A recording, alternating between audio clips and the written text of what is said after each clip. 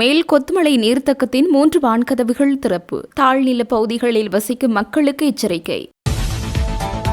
ஹரக்கட்டாவை அதிஉயர் பாதுகாப்பு சிறைச்சாலை ஒன்றுக்கு மாற்றுமாறு நீதிமன்றம் உத்தரவு. யோஷித்த கருணாகொடவுக்கு எதிராக குற்றப்பத்திரிகை தாக்கல். மகர சிறை மோதல் 15 கோடி ரூபாய் இழப்பு. மகர சிறைச்சாலை பதற்றம் நீர்கொழும்பு சம்பவத்திலிருந்து முற்றிலும் வேறுபட்டது. ஹர்ஷன நாணயக்கார தெரிவிப்பு. பாடசாலைகளுக்கான விடுமுறை தொடர்பில் வெளியான புதிய தகவல். கைதிகளின் பாதுகாப்பிற்கு அரசாங்கமே பொறுப்பு, சுமந்திரன் தெரிவிப்பு. உயிர்த்த ஞாயிறு தாக்குதல் சம்பவம் தொடர்பில் முழுமையான விசாரணை நடத்தப்பட வேண்டும், பாட்டளி சம்பிக்க ரணவக்க வலியுறுத்தல். தேசிய மக்கள் சக்தியில் இருந்திருந்தால் பிரபாகரன் குறிஞ்செய்தியிலேயே வேலைகளை சாதித்திருப்பார், மதுர விதானகே தெரிவிப்பு. சிங்களவர்களின் வரிப்பணத்தில் செம்மணி அகழ்வா, காணாமல் போனோர் அலுவலகம் மீது விமல் வீரவன்ச விசனம். நிசலசவன துப்பாக்கிச் சூட்டின் துப்பாக்கித்தார் கைது. அனூர் அரசை கவிழ்க்கும் சதியில் ரணில், நாட்டு மக்களை அதிர்ச்சியில் ஆழ்த்தியுள்ள ஆதாரம். நடுவானில் நேருக்கு நேர் மோதிக்கொண்ட ஹெலிகாப்டர்கள், வெளிநாடொன்றில் பயங்கர விபத்து. மத்திய மலைநாட்டில் பெய்து வரும் அடமழையால் நீர்த்தக்கங்களின் நீர்மட்டம் வெகுவாக அதிகரித்து வருகின்ற நிலையில் மேல் கொத்மலை நீர்த்தக்கத்தின் 3 வான்கதவுகள் திறக்கப்பட்டுள்ளன. நீர்பிடிப்பு பகுதிகளில் தொடர்ந்து பெய்து வரும் கனமழையின் காரணமாக மேல் கொத்மலை நீர்த்தக்கத்தின் 3 உபரிநீர் வழித்தடங்கள் இன்று காலை தானாகவே திறக்கப்பட்டுள்ளன என நீர்த்தக்க பொறியியலாளர்கள் தெரிவித்துள்ளனர். தற்போது காணப்படும் மோசமான மழையுடன் கூடிய காலநிலை தொடர்ந்தால் மீதமுள்ள வான்கதவுகளும் தானாக திறக்கப்படலாம் என அப்பகுதியில் சென்கிளையர் மற்றும் டெவன் நீர்வீழ்ச்சிகளின் நீர்வரத்தும் கணிசமாக அதிகரித்துள்ளது எனவும் அவர்கள் தெரிவித்தனர். கொத்மலை ஓயா நீர்த்தக்கத்திற்கு கீழ் பகுதி இரு கரைகளிலும் வசிக்கும் மக்கள் மற்றும் நீர்நிலைகளை பயன்படுத்துபவர்கள் அவதானமாக இருக்குமாறு அனர்த்த முகாமைத்துவ நிலையம் அறிவுறுத்தியுள்ளது.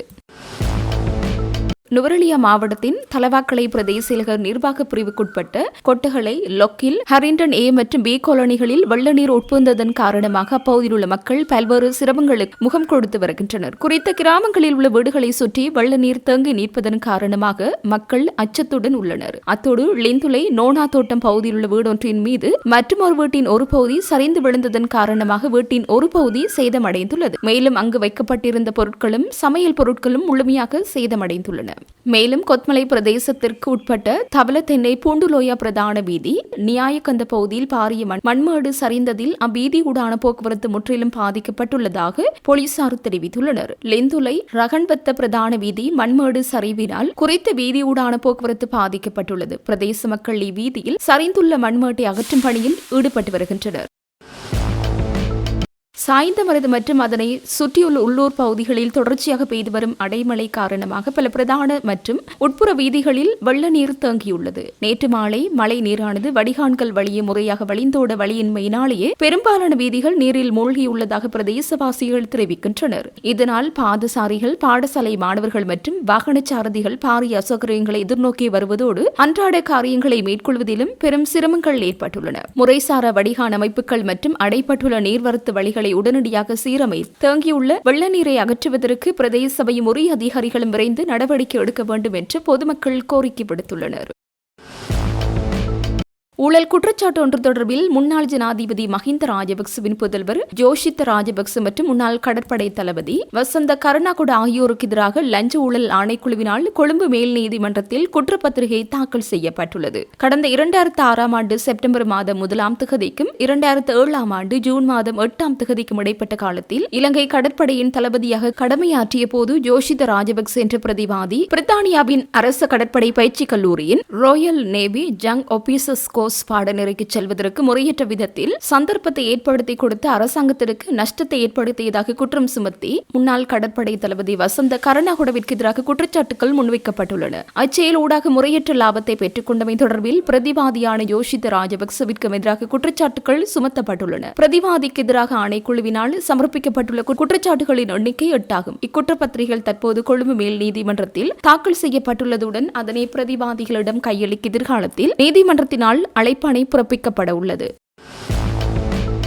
ஒழுங்கமைக்கப்பட்ட குற்றக்குழு உறுப்பினரான ஹரக்கட்டா என அழைக்கப்படும் நதுன் சிந்தக விக்ரமரத்னவை பொருத்தமான அதிஉயர் பாதுகாப்பு சிறைச்சாலைக்கு மாற்றுவதற்கு தேவையான நடவடிக்கைகளை எடுக்குமாறு கொழும்பு மேல் நீதிமன்றம் உத்தரவிட்டுள்ளது. குறித்த பிரதிவாதிக்கு எதிராக பயங்கரவாத தடை சட்டத்தின் கீழ் சுமத்தப்பட்டுள்ள குற்றச்சாட்டுகள் நீக்கப்பட்டுள்ளதால் தங்காலை பழைய சிறைச்சாலையில் தடுப்பு காவலில் வைக்கப்பட்டுள்ள ஹரக்கட்டாவை பொருத்தமான அதிஉயர் பாதுகாப்புடைய சிறைச்சாலைக்கு மாற்றுவதற்கு தேவையான நடவடிக்கைகளை எடுக்குமாறு கொழும்பு மேல் நீதிமன்றம் உத்தரவிட்டுள்ளது. பாதுகாப்பு அச்சுறுத்தல்கள் மற்றும் மேலதிக அசம்பாவிதங்களை தவிர்க்கும் நோக்கில் அவரை பலத்த பாதுகாப்புடன் கூடிய சிறைச்சாலையில் தடுத்து வைப்பதற்கான நடைமுறைகளை முன்னெடுக்குமாறு நீதிமன்றம் அறிவுறுத்தியுள்ளது. குற்றப்புலனாய்வு திணைக்களத்தின் தடுப்பு காவலில் இருந்தபோது தப்பிச் செல்ல சதித்திட்டம் தீட்டியதாக குற்றம் சாட்டப்பட்டுள்ள ஹரக்கட்டா என அழைக்கப்படும் நதுன் சிந்தக விக்ரமரத்ன உள்ளிட்ட 5 பிரதிவாதிகளுக்கு எதிராக பயங்கரவாத தடை சட்டத்தின் கீழ் குற்றச்சாட்டுகளை தொடர முடியாது என அண்மையில் நீதிமன்ற உத்தரவு வழங்கப்பட்டது. இது தொடர்பான வழக்கு இன்று கொழும்பு மேல் நீதிமன்ற நீதிபதி புத்திக சி ராகல முன்னிலையில் எடுத்துக் கொள்ளப்பட்டது. அதன்போது சட்டமா அதிபர் சார்பில் முன்னிலையான அரசு சட்டத்திரணி குறித்த உத்தரவு தொடர்பில் மேன்முறையீடு செய்ய உள்ளதாக கொழும்பு மேல் நீதிமன்றத்திற்கு அறிவித்துள்ளார். இதனைத் தொடர்ந்து பிரதிவாதிகளின் பிணை விண்ணப்பங்கள் பரிசீலிக்கப்பட்ட நிலையில் அது தொடர்பான உத்தரவு எதிர்வரும் ஆகஸ்ட் 20ஆம் தேதி பிறப்பிக்கப்படும் என மேல் நீதிமன்ற நீதிபதி உத்தரவிட்டார். மத்திய மாகாணத்தின் 6 கல்வி வலயங்களுக்குட்பட்ட பாடசாலைகளுக்கு தேவை ஏற்படின் விடுமுறை வழங்க பாடசாலையின் அதிபர்களுக்கு அனுமதி வழங்கப்பட்டுள்ளது. நிலவும் சீரற்ற வானிலை காரணமாக இந்த தீர்மானம் எடுக்கப்பட்டுள்ளதாக மத்திய மாகாண கல்வி பணிப்பாளர் நயோமி ஹெட்டியாராச்சி தெரிவித்தார். இதற்கமைய ஹேட்டன், ஹோத்மலை, நுவரெலியா, கம்பளை, கண்டி மற்றும் தெல்தனி ஆகிய கல்வி வலயங்களுக்குட்பட்ட பாடசாலைகளுக்கு தேவை ஏற்படின் விடுமுறை வழங்க முடியும் என அறிவிக்கப்பட்டுள்ளது. அந்தந்த பாடசாலைகளின் அதிபர்களுக்கு தங்களது பாடசாலைகளுக்கான விடுமுறையை வழங்குவதா இல்லையா என்பது குறித்த தீர்மானத்தை எடுக்க அனுமதி வழங்கப்பட்டுள்ளதாக அவர் குறிப்பிட்டுள்ளார். இது தொடர்பில் அனைத்து வலயக்கல்வி பணிப்பாளர்களுக்கும் அறிவிக்கப்பட்டுள்ளதாக அவர் குறிப்பிட்டார்.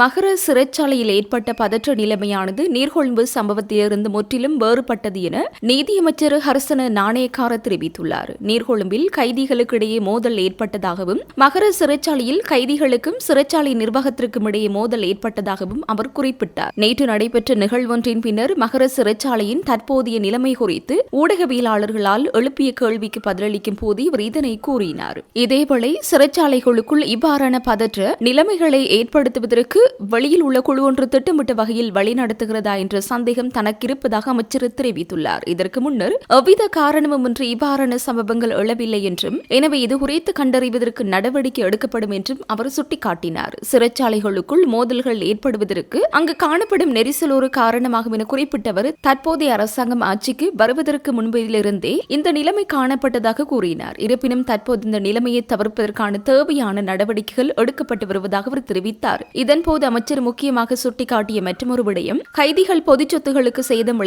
விளைவிப்பதாகும். அதற்கமைய பொது சொத்துகளுக்கு சேதம் விளைவிக்கப்பட்டமை தொடர்பில் விசாரணைகள் நடத்தப்பட்டு கடுமையான நடவடிக்கைகள் எடுக்கப்படும் என்றும் மேலும் தெரிவித்தார்.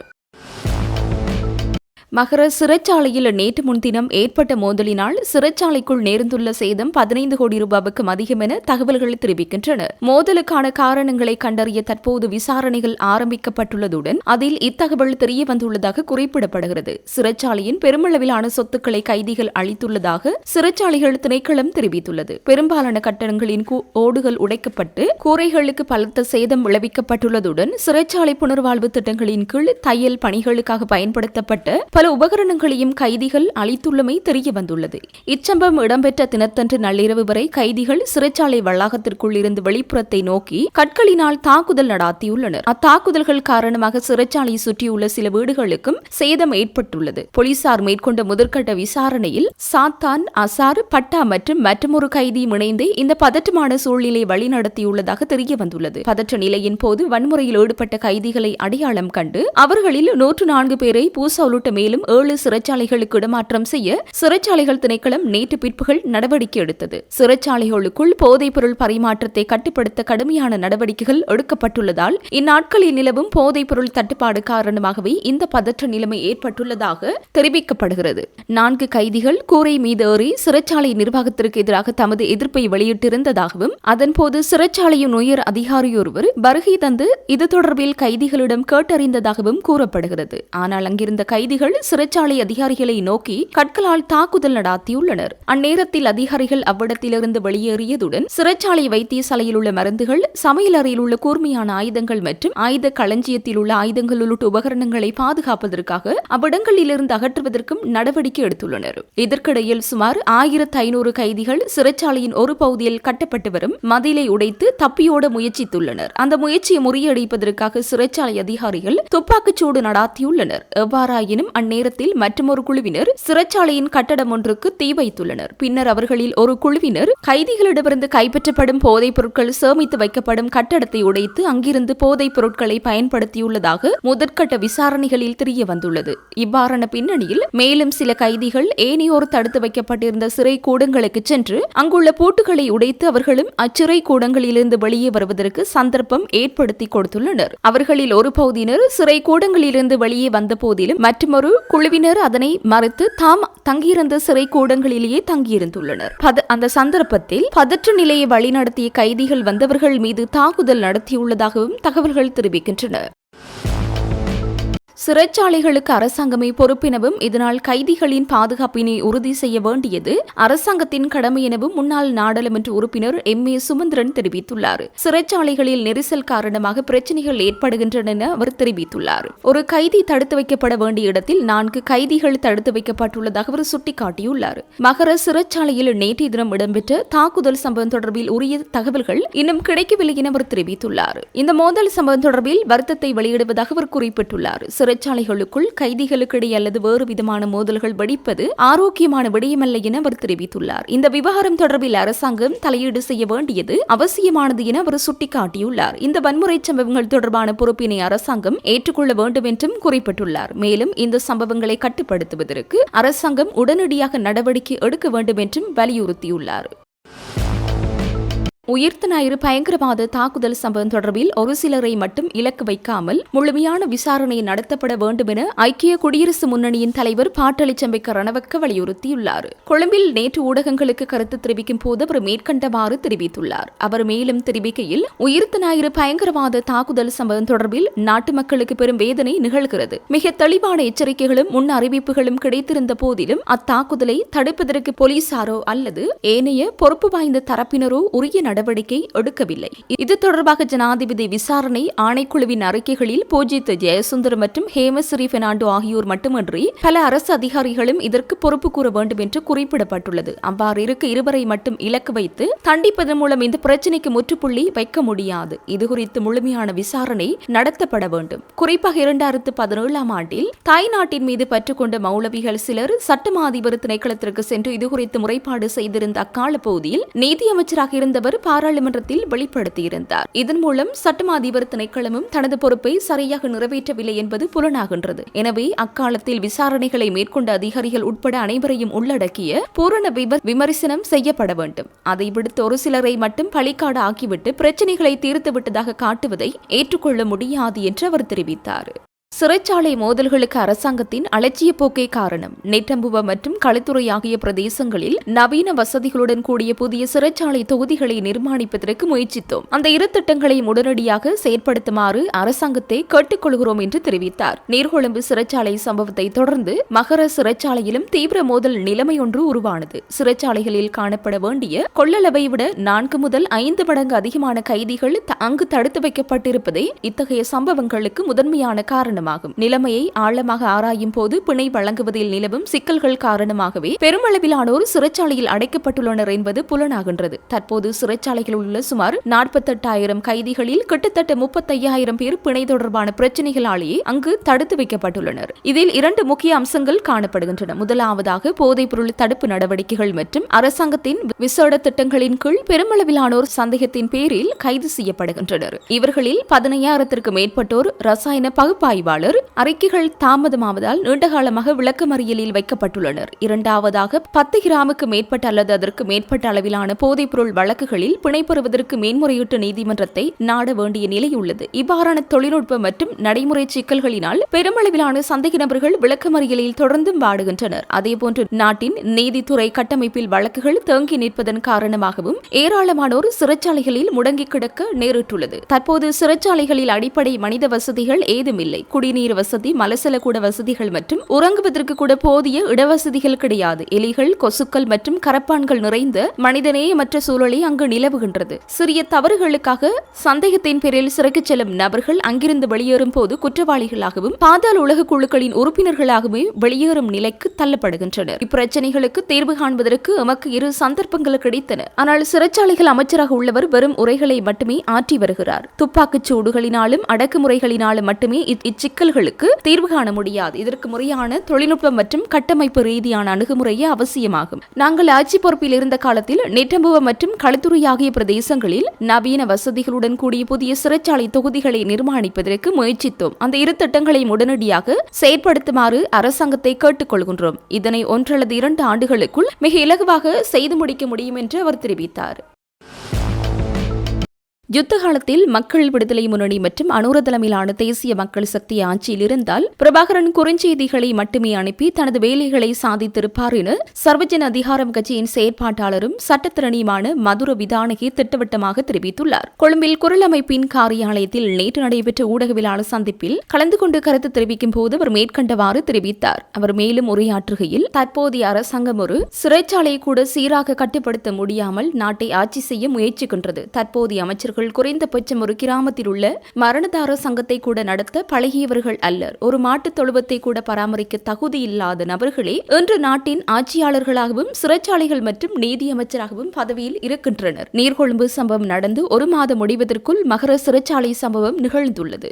காயமடைந்தவர்கள் மருத்துவமனையில் அனுமதிக்கப்பட்டுள்ளதாக கூறப்பட்டாலும் அவர்கள் எவ்வாறு காயமடைந்தார்கள் என்பது தொடர்பான துல்லியமான தகவல்கள் வெளியிடப்படவில்லை. நிலைமை ஓரளவுக்கு கட்டுக்குள் கொண்டுவரப்பட்டதாக கூறப்பட்டாலும் அது முழுமையான அமைதி என்று கூற முடியாது. அமைச்சர் ஊடகங்களுக்கு அளித்த பொறுப்பற்ற பதில்களிலிருந்து அவருடைய பலவீனமும் திறமையின்மையும் தெளிவாக வெளிப்படுகிறது. ஒரு நாட்டின் அமைச்சராக இருப்பவர் ஊடகங்களுக்கு முன்னால் வந்து இவ்வாறான பொறுப்பற்ற பதில்களை வழங்க முடியாது. கடந்த 2026ஆம் ஆண்டு ஏப்ரல் மாதம் 30ஆம் தேதி சிறைச்சாலை அமைப்பின் பொறுப்பு வாய்ந்த அதிகாரிகள் இணைந்து இணையவழி வாயிலாக கலந்துரையாடல் ஒன்றை நடத்தினர். அந்த சந்திப்பின் போது சிறைச்சாலைகளில் இதுபோன்ற வன்முறை, வெடிப்புச் சம்பவங்கள் மற்றும் கலவர நிலைமைகள் நிச்சயம் ஏற்படும் என்பது குறித்து விரிவாக ஆராயப்பட்டது. அந்த நேரத்தில் கடமை பொறுப்பில் இருந்த அதிகாரியொருவர் 14 நாட்களுக்குள் இதுகுறித்து மேலதிக அதிகாரிகளுடன் பேசி தீர்வு காண்பதாக கூறினார். ஆனால் அதற்கான தீர்வைத்தான் இன்று நாம் ஊடகங்கள் வாயிலாக கண்டு கொண்டிருக்கின்றோம். பிரபாகரன் பயங்கரவாத செயற்பாடுகளை முன்னெடுத்த யுத்த காலத்தில் மக்கள் விடுதலை முன்னணி உள்ளிட்ட இத்தகைய அனுர தலைமையிலான தேசிய மக்கள் சக்தி அரசாங்கம் ஆட்சியில் இருந்தால் பிரபாகரன் குறுஞ்செய்திகளை அனுப்பி மட்டும் தனது வேலைகளை சாதித்திருப்பார். காவடி குழுக்களுக்கு பாதாள உலக குழுவினர் செய்திகளை அனுப்பி தடைகளை ஏற்படுத்துவது போல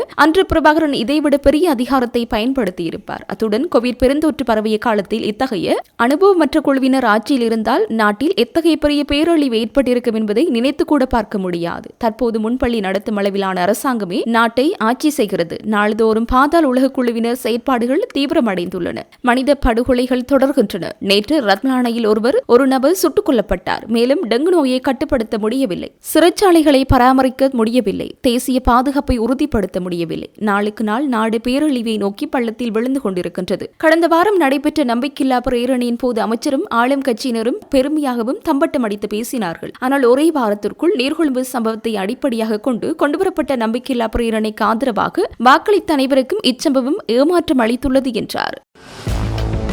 இலங்கையை குற்றச்செயல்களின் ராஜ்யமாக சர்வதேசத்திற்கு காண்பிப்பதற்காக சிங்களவர்களின் வரைபடத்துடன் செம்மணி மனித புதைகுழி அகழப்படுகிறது. விடுதலை புலிகள் அமைப்பு சிங்களவர்களை கொன்று புதைத்த புதைகுழிகள் பற்றி காணாமல் போனோர் அலுவலகம் ஏன் கவனம் செலுத்தவில்லை என தேசிய சுதந்திர முன்னணியின் தலைவரும் முன்னாள் அமைச்சருமான விமல் வீரவன்ச கேள்வி எழுப்பினார். கொழும்பில் உள்ள தேசிய சுதந்திர முன்னணியின் காரியாலயத்தில் நடைபெற்ற ஊடகவியலாளர் சந்திப்பின் போதே மேற்கண்டவாறு குறிப்பிட்டார். அவர் மேலும் தெரிவித்ததாவது, செம்மணி மனித புதைகுழி அகழ்வு பணிகள் தற்போது தீவிரப்படுத்தப்படுகிறது. அதற்கு நீதி கோரி கத்தோலிக்க அருட்தந்தையர்கள் கொழும்பிலும் யாழ்ப்பாணத்திலும் போராட்டத்தில் ஈடுபடுகிறார்கள். இலங்கை குற்றங்கள் நிறைந்த ராஜ்யம், இங்கு யுத்த குற்றங்களும் இனவழிப்பும் இடம்பெற்றுள்ளது என்று சர்வதேச அரங்குக்கு காண்பிக்கும் செயற்பாடுகளை தற்போது இடம்பெறுகிறது. இந்த நாட்டில் வரி செலுத்துவதில் சிங்களவர்களும் பெரும்பான்மையானவர்களாக உள்ளார்கள். சிங்களவர்களின் வரைபடத்தை கொண்டு காணாமல் போனோர் அலுவலகம், செம்மணி மனித புதைகுழி அகழ்வு பணிகளை இந்த அரசாங்கம் வந்ததன் பின்னர் தீவிரப்படுத்தியுள்ளது. காணாமல் போனோர் பற்றிய அலுவலகம் அரசு நிறுவனமாக காணப்பட்டாலும் அது தனிப்பட்ட குறிப்பிட்ட நிகழ்ச்சி நிரலுக்கு அமைவாக செயற்படுகிறது.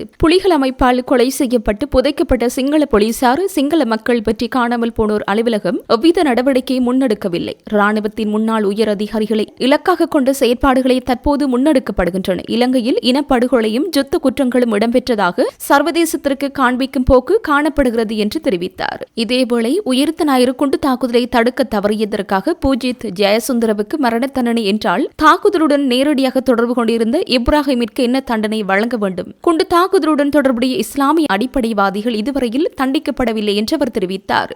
நீர்கொழும்பு சிறைச்சாலை மோதல் இடம்பெற்ற ஒரு மாத காலத்திற்குள் மகர சிறைச்சாலைக்குள் மோதல் இது அரசாங்கத்தின் நிர்வாக கட்டமைப்பின் தோல்வியை வெளிப்படுத்துகிறது. மகர சிறைச்சாலை மோதலுக்கு காரணத்தை அரசாங்கம் இதுவரையில் வெளிப்படுத்தவில்லை. ஆட்சிக்கு வந்தவுடன் ஊழலை இல்லாதொழிப்பதாக குறிப்பிட்டவர்கள் இன்று சிறைச்சாலை கட்டமைப்பை கூட முறையாக நிர்வகிக்க முடியாமல் தோல்வியடைந்துள்ளார்கள். எவ்வித அனுபவமும் இல்லாதவர்களிடம் அரசாங்கத்தை ஒப்படைத்ததால் நாடு இன்று சகல வழிகளிலும் பாதிக்கப்பட்டுள்ளது. முன்னாள் போலீஸ் மா அதிபர் பூஜித் ஜெயசுந்தரவுக்கு நீதிமன்றம் மரண தண்டனை விதித்துள்ளது. குண்டு தாக்குதல்கள் தொடர்பில் முன்கூட்டியே தகவல்கள் கிடைத்தும் தாக்குதலை தடுக்க எவ்வித நடவடிக்கையும் எடுக்கவில்லை என்று அடிப்படையில் தான் இந்த தீர்ப்பு வழங்கப்பட்டுள்ளது. குண்டு தாக்குதலை தடுக்க தவறியதற்காக பூஜித் ஜெயசுந்தரவுக்கு மரண தண்டனை என்றால் தாக்குதலுடன் நேரடியாக தொடர்பு கொண்டிருந்த இப்ராஹிமிற்கு என்ன தண்டனை வழங்க வேண்டும்? குண்டு தாக்குதல்களை மேற்கொண்ட 2 தற்கொலை குண்டுதாரிகளின் தந்தையான இப்ராஹிம் முன்கூட்டியே தாக்குதல்கள் தொடர்பில் நன்கறிந்துள்ளார். இதனை அவரது வீட்டின் பணிப்பெண் குற்றப்புலனாய்வு திணைக்களத்திற்கு குறிப்பிட்டுள்ளார். தற்கொலை குண்டுதாரிகளின் தந்தையான இப்ராஹிம் உயிர்த்த ஞாயிறு குண்டு தாக்குதலுடன் நேரடியாக தொடர்பு பட்டுள்ளார். இவருக்கு என்ன தண்டனை கிடைக்கும் என்பதை நாங்கள் பார்த்துக் கொண்டிருக்கிறோம். நல்லாட்சி அரசாங்கத்தில் பூஜித் ஜெயசுந்தரவை போலீஸ் மா அதிபராக நியமிக்குமாறு தற்போதைய ஜனாதிபதி அனுரகுமார திசாநாயக்கத்தான் அப்போதைய பிரதமர் ரணில் விக்ரமசிங்கவிடம் வலியுறுத்தினார். இதனை அவரால் ஒருபோதும் மறுக்க முடியாது என்று தெரிவித்தார்.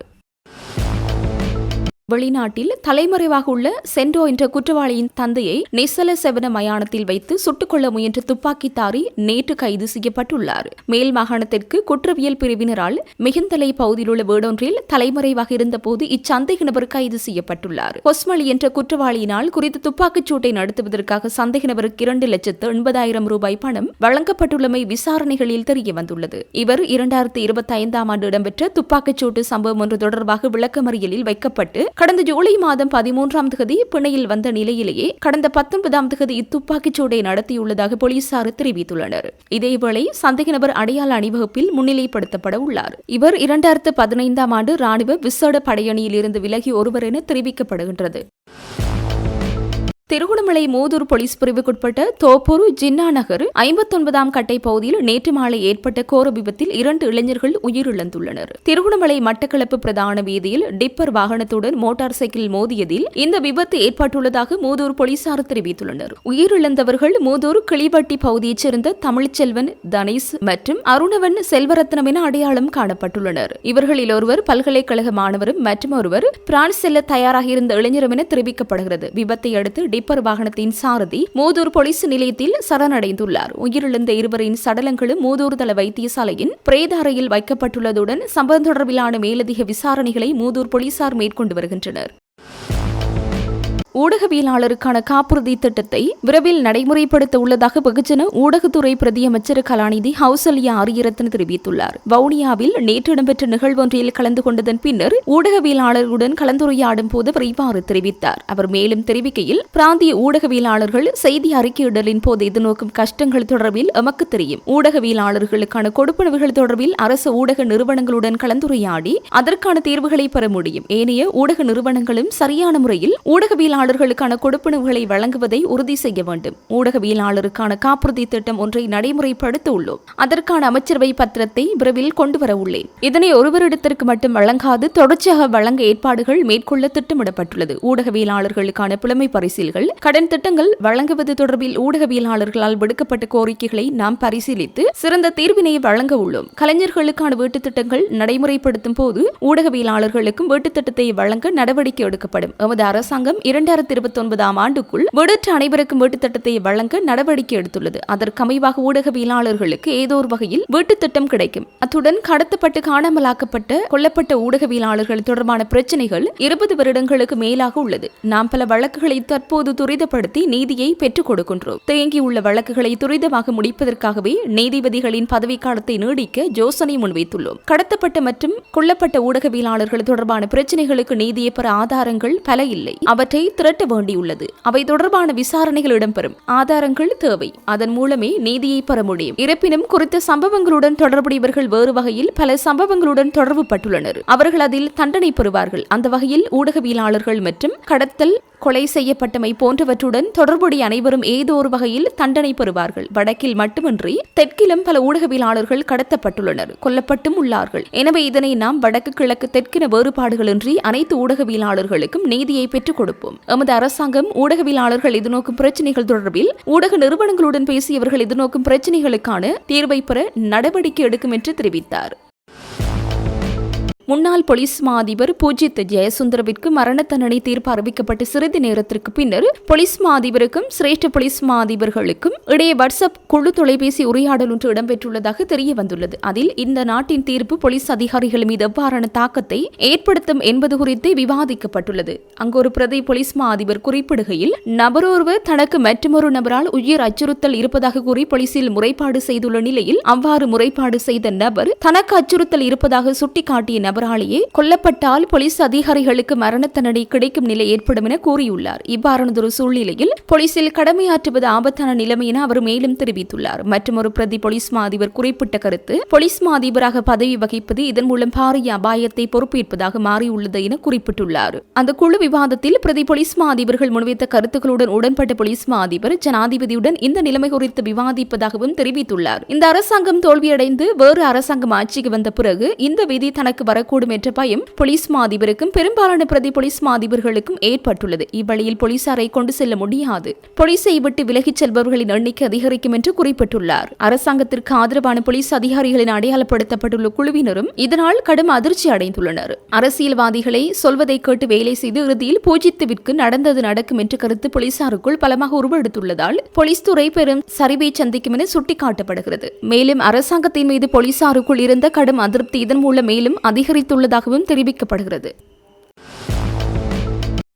சமகால அரசாங்கத்தில் நாட்டில் ஏற்படும் பல்வேறு அசம்பாவிதங்களின் பின்னணியில் மறைமுக ஆதிக்க கட்டமைப்பு செயற்படுவதாக குற்றம் சாட்டப்பட்டுள்ளது. இந்த பின்னணி குறித்து இலங்கை போலீசாரை அரசியலில் இருந்து விடுவிப்பதற்கான சர்வதேச அமைப்பின் உறுப்பினரும் ஓய்வு பெற்ற போலீஸ் அதிகாரியுமான அஜித் தர்மபால அம்பலப்படுத்தியுள்ளார். முன்னாள் ஜனாதிபதி ரணில் விக்ரமசிங்க மற்றும் இலங்கை சட்டத்திறனிகள் சங்கத்தின் தலைவர் ராஜு அமரசூரிய உள்ளிட்டோர் கலந்து கொண்ட ரகசிய சந்திப்பு தொடர்பான புகைப்படம் சர்ச்சை ஏற்படுத்தியுள்ளது. இந்த புகைப்படம் மூலம் நாட்டின் மறைமுக ஆதிக்க கட்டமைப்பு குறித்த தகவல் வெளியாகியுள்ள தகவல் சுட்டிக்காட்டியுள்ளார். சமூக வலைதளங்களில் பரவி வரும் அந்த புகைப்படத்தில் ரணில் விக்ரமசிங்க மதுக்கோப்பை கையில் வைத்துக் கொண்டும் சிகரெட் புகைத்துக் கொண்டும் இருக்கிறார். அவருடன் சட்டத்திறனிகள் சங்கத்தின் தலைவர் ராஜு அமரசூரிய உள்ளிட்ட உயர் தரப்பினர் கலந்துரையாடும் காட்சி பதிவாகியுள்ளது. இந்த சந்திப்பானது சாதாரண பாமர மக்களுக்காக நடத்தப்பட்டதல்ல. தங்களைச் சேர்ந்த உயர் வர்க்கத்தினருக்கு ஏதேனும் அழுத்தம் அல்லது அச்சுறுத்தல் ஏற்படும் போது இவ்வாறான கூட்டத்தினர் உடனடியாக ஒன்றிணைந்து அதை பாதுகாக்கும் நோக்கில் செயற்படும் ஒன்றார். மக்களால் தெரிவு செய்யப்பட்ட அரசாங்கம் ஒன்று நாட்டில் இயங்கிக் கொண்டிருந்தாலும் அதற்குள் அரசு அதிகாரிகள், உயர்மட்ட போலீஸ் மற்றும் முப்படை அதிகாரிகள் மற்றும் முக்கிய தொழிலதிபர்களை உள்ளடக்கிய ஒரு மறைமுக சக்தியாக தீவிரமாக செயற்பட்டு வருகின்றது. மகர மற்றும் நீர்கொழும்பு சிறைச்சாலைகளில் தொடர்ச்சியாக அரங்கேறும் குழப்பங்கள் மற்றும் அசம்பாவிதங்களுக்கு பின்னால் இந்த மறைமுக ஆதிக்க கட்டமைப்பின் சூழ்ச்சிகள் உள்ளது. அரசாங்கம் இது தொடர்பில் கூடிய கவனம் செலுத்த வேண்டும். சமகால அரசாங்கம் முறையான விசாரணைகளை முன்னெடுத்தாலும் இந்த உயர்மட்ட குழாமினர் தங்களது வர்க்கத்தினரை பாதுகாப்பதற்காகவும் வரவிருக்கும் சட்ட நடவடிக்கைகளிலிருந்து தப்புவதற்காகவும் தொடர்ந்து பல்வேறு முட்டுக்கட்டைகளை போட்டு வருகின்றது. கிளிநொச்சி இரணிமடு குளத்தை அண்மித்த காட்டுப்பகுதியில் எரிந்த நிலையில் ஆணொருவரின் சடலம் அடையாளம் காணப்பட்டுள்ளதாக போலீசார் தெரிவித்தனர். இன்று குறித்த சடலம் அடையாளம் காணப்பட்டுள்ளது. மேலும் இச்சம்பவம் தொடர்பில் விசாரணைகளை போலீசார் ஆரம்பித்துள்ளனர். கிரீஸில் வேகமாக பரவி வரும் காட்டுத்தீயை அணைக்கும் பணியில் ஈடுபட்டிருந்த 2 தீயணைப்பு ஹெலிகாப்டர்கள் வான்வெளியில் ஒன்றோடொன்று மோதி விபத்துக்குள்ளாகியுள்ளன. இதில் ஒரு ஹெலிகாப்டர் தரையில் விழுந்து நொறுங்கியதில் 2 உயிரிழந்துள்ளனர். கடுமையான வெப்ப அலை மற்றும் போதிய மழையின்மை காரணமாக இந்த கோடை காலத்தில் ஐரோப்பாவின் பல பகுதிகள் காட்டுத்தீயால் கடுமையாக பாதிக்கப்பட்டுள்ள நிலையில் இச்சம்பவம் நிகழ்ந்துள்ளதுடன் காலநிலை மாற்றமே இந்த நிலைமையை தீவிரப்படுத்தியுள்ளதாக விஞ்ஞானிகள் சுட்டிக்காட்டுகின்றனர். ஏதென்ஸுக்கு மேற்கே உள்ள சதா பகுதியில் இடம்பெற்ற இந்த தீ விபத்துக்கு பிறகு 4 பணியாளர்கள் மீட்கப்பட்டதாக கிரீஸ் தீயணைப்பு படை தெரிவித்துள்ளது. விபத்துக்குள்ளான ஒரு ஹெலிகாப்டரில் இருந்த கிரீஸ் மற்றும் டேனிஷ் நாட்டவர் ஆகிய 2 பணியாளர்களும் உயிரிழந்த அதேவேளை 2வது ஹெலிகாப்டரில் இருந்த பிரித்தானிய மற்றும் கிரீஸ் நாட்டவர் ஆகிய 2 பணியாளர்களும் உயிருடன் மீட்கப்பட்டதாக அறிவிக்கப்பட்டுள்ளது. ஹெலிகாப்டரின் சுழல் இறகுகள் மோதியதை தொடர்ந்து ஒரு ஹெலிகாப்டர் வெடித்து சிதறி தீப்பிடித்தவாறு தரையில் விழுந்த காட்சி தொலைக்காட்சி ஊடகங்களில் வெளியாகியுள்ளதுடன் மோதலுக்கான காரணம் குறித்து விசாரணைகள் தொடங்கப்பட்டுள்ளதாக தீயணைப்பு படை குறிப்பிட்டுள்ளது.